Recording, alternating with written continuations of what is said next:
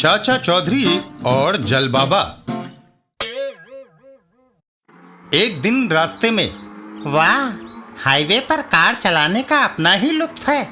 ना कोई red light, ना गाड़ियों का जमघट। गाड़ी जितनी मर्जी स्पीड से चलाओ। तभी उसकी कार रुक जाती है। ओहो, गाड़ी रुक गई। देखूं कोई आसपास मदद के लिए मिले। उसकी नजर वहीं बैठे एक आदमी पर पड़ती है। अरे भाई, जरा मेरी गाड़ी को धक्का लगाना। बाबूजी, 5 रुपए लगेंगे। वह किस बात के? कार को धक्का लगाने में मेरी शक्ति खर्च होगी। 5 रुपए से मैं दूध पीऊंगा और दोबारा ताकत हासिल करूंगा। मगर दिल्ली में तो लोग मुफ्त में धक्का लगा देते हैं। तो फिर किसी को दिल्ली से ही बुलवा लो। सुना था गांव शहर से सस्ते होते हैं, मगर यहाँ तो उल्टा है। तभी चाचा चौधरी और साबू उसे आते दिखाई देते हैं। एक ट्रक नजर आया, शायद वह मेरी मदद करे। रुकना, मैं Deendayal chartered accountant of Delhi हूँ। मेरी कार रुक गई है। वह गांव वाला धक्का मारने के 5 रुपए मांगता है। मैं तुम्हारी कार को एक किक मारता हूँ, जिससे वह चलने लगेगी। कोई दाम? बिल्कुल मुफ्त। ठीक है, एक चार्टर्ड अकाउंटेंट घाटे का सौदा क्यों करेगा? मैं स्टीयरिंग संभालता हूँ। जब मैं हाँ कहूँ तब किक जमा देना।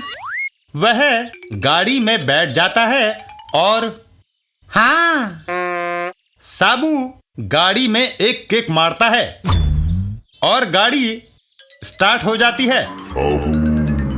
धन्यवाद, कार स्टार्ट हो गई और दौड़ने लगी। चाचा चौधरी, साबू, वह चार्टर्ड अकाउंटेंट घाटे में रहा। चाचा जी, उसकी तो 5 रुपए की बचत हो गई। साबू, तुम्हारी किक से कार में जो डेंट पड़ा है, उसकी मरम्मत में अकाउंटेंट साहब के 500 रुपए खर्च हो जाएंगे। हा, हा, हा, हा, हा, हा, हा, हा।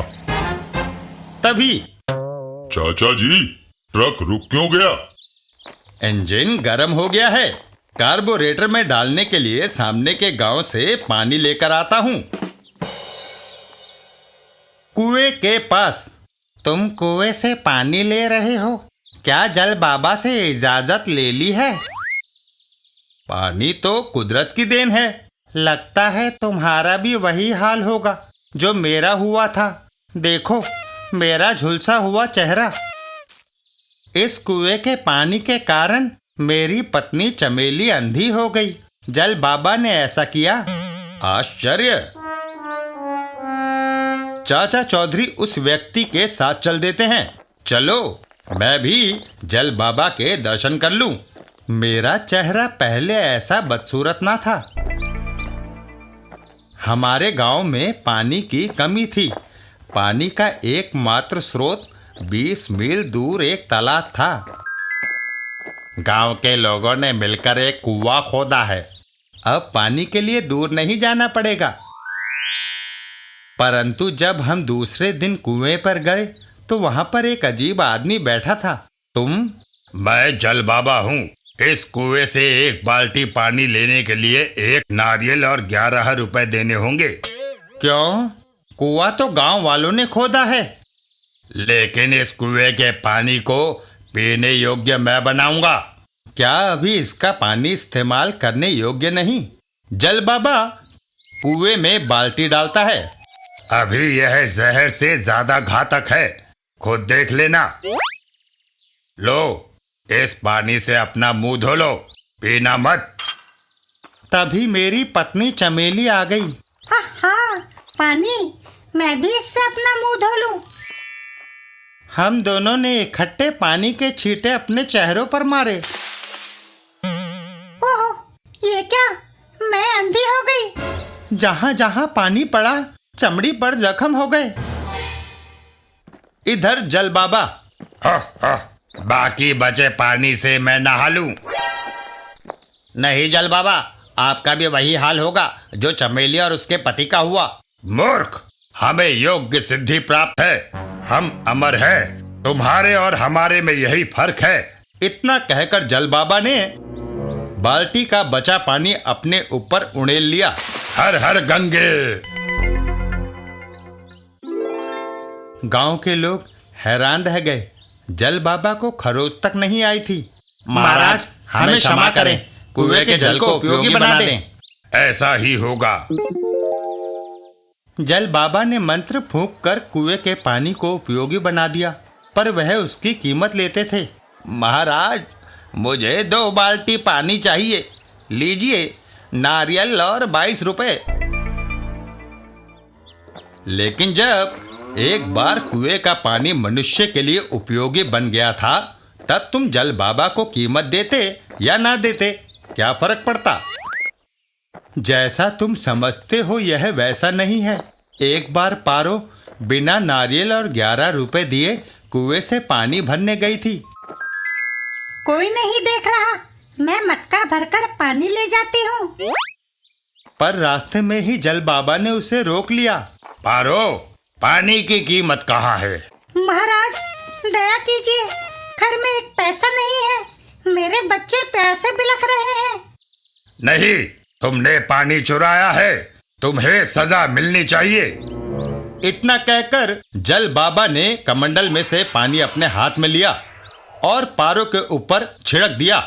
तुम्हारी सुंदरता जाती रहे। ओहो, ये क्या हो गया? मेरी बाह और चेहरे पे जलन। इसलिए जल बाबा से बचने का कोई चारा नहीं। मेरा कहा मानो, 11 रुपए और नारियल बाबा जी को भेंट करो। चाचा चौधरी झुककर जमीन पर पड़ा एक पत्थर उठाते हैं। यह क्या कर रहे हो?